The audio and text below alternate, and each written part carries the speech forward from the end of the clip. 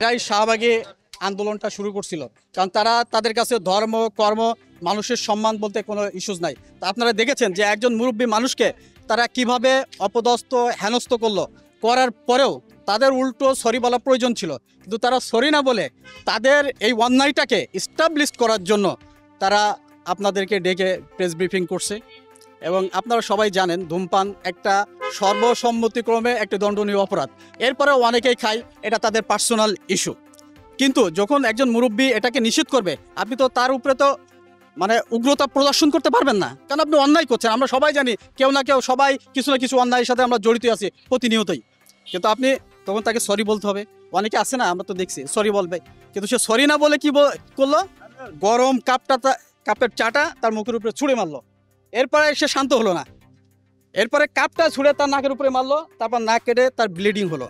এরপরে সেখানে সাধারণ জনগণ মিলে সেখানে একটা মব সৃষ্টি হয়ে গেল, এবং তারা এটা নিয়ে ওখানে যে আন্দোলন শুরু করলো যে এবং এটা ইস্যু কি জানেন, আমার একদম পার্সোনালি ফিল এটা, যে মুরব্বীটার মুখে দাঁড়িয়ে আছে, বুঝলেন, ওনাকে ধর্মীয় দৃষ্টিকোণ থেকে ওনাকে মোটামুটি একটা কর্নারে দাঁড় করানো যায়। এই ধরনের মানুষ কিন্তু আছে যাদের একদম দাড়ি টুপি দেখলে একটু চুলকানি আছে, পাঞ্জাবি পরলে চুলকানি আছে, ঠিক আছে, এরাই হলো শাহবাগী। ওরা দেখছে যখন মুরব্বীর মুখে দাঁড়িয়ে আছে, চাপ দাঁড়িয়ে আছে, পাকা দাড়ি, ঠিক আছে, ওরা এটাকে ভিন্ন খাতে প্রদর্শন করার পায়তারা চালাচ্ছে।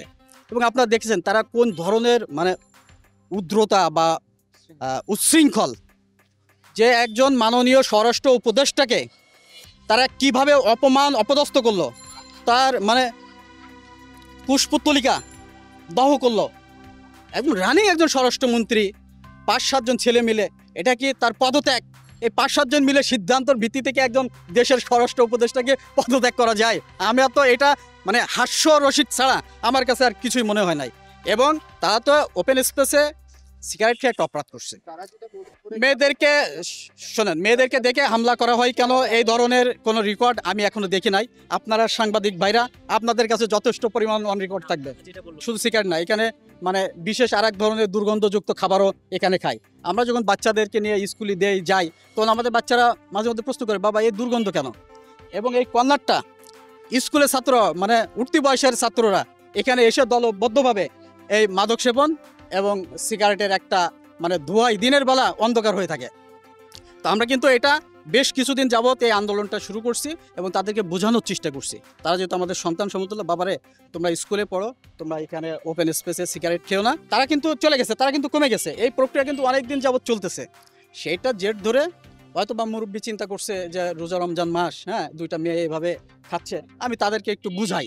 উনি কিন্তু বেসিক্যালি বোঝানো, তবে হ্যাঁ, ওনার হয়তো বোঝানোর ধরন, যেহেতু মুরব্বী, বা ওনার ঢং বা কথা বলার স্টাইল অনেকের পছন্দ নাও হইতে পারে, কিন্তু উনি তো অন্যায় কিছু বলেন নাই। আপনারা এটা কেউ ওপেন স্পেসে সিগারেট খাওয়া কেউ অ্যালাউ করবেন না। সবাই সবার জায়গা থেকে এটার একটা আন্দোলন শুরু করুন। এই আন্দোলন ইনশাল্লাহ সফল হবে, এই আশাবাদ আমরা রাখি। এবং ইনশাল্লাহ, এবং স্বরাষ্ট্র উপদেষ্টা যে বক্তব্য রেখেছেন, তিনি তো আইনের কথাটুকুই বলেছেন। এই আইনের কথাটুকু বলার কারণেই তার পুষ্পতলিকা দাহ করা হলো।